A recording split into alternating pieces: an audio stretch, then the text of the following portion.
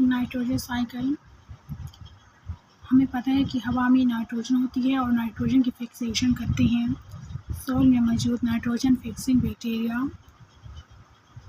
तो ये जो साइकिल है नाइट्रोजन का हवा से ज़मीन पर यानी सॉइल में आना और सॉइल से दोबारा एटमॉस्फेयर में जाना, इसमें मेजर रोल होता है माइक्रो ऑर्गेनिजम्स का।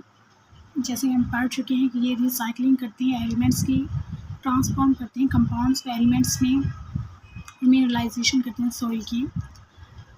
तो soil micro organism play the key role in the nitrogen cycle by nitrogen fixation. The atmosphere is approximately 80% nitrogen gas, a form of nitrogen that is available to plants only when it is transformed to ammonia. जिन्हें कह रहे हैं कि nitrogen use हो सकते हैं, plants use कर सकते हैं नाइट्रोजन को सिर्फ तब जब ये नाइट्रोजन अमोनिया में चेंज हो जाए, और ये अमोनिया में तब चेंज होगी जब नाइट्रोजन फिक्सेशन होगी by soil bacteria non symbiotic by anaerobic bacillus known as clostridium and symbiotically by aerobic rhizobium.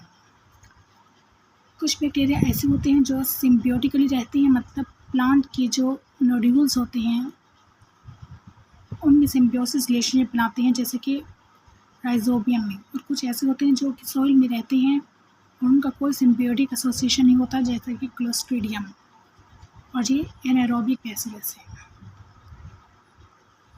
Rhizobium is mainly rod shaped bacteria but when isolated from nodules, जब plant के nodules यानी root से उनको separate किया जाता है, a variety of morphological shapes are observed.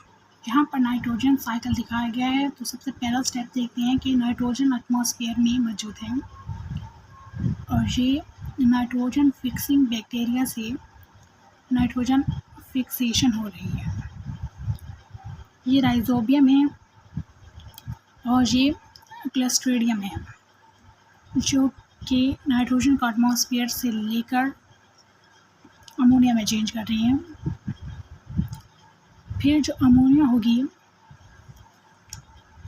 उसे nitrifying bacteria जो कि सॉइल में मौजूद होते हैं, नाइट्रिफिकेशन के ज़रिए नाइट्राइट्स में चेंज कर देते हैं। ये जो नाइट्राइट्स होते हैं ये प्लांट्स यूज़ कर लेते हैं, या फिर यही नाइट्राइट्स पहले ये नाइट्राइट्स अमोनिफिकेशन के ज़रिए अमोनियम में चेंज हो सकते हैं।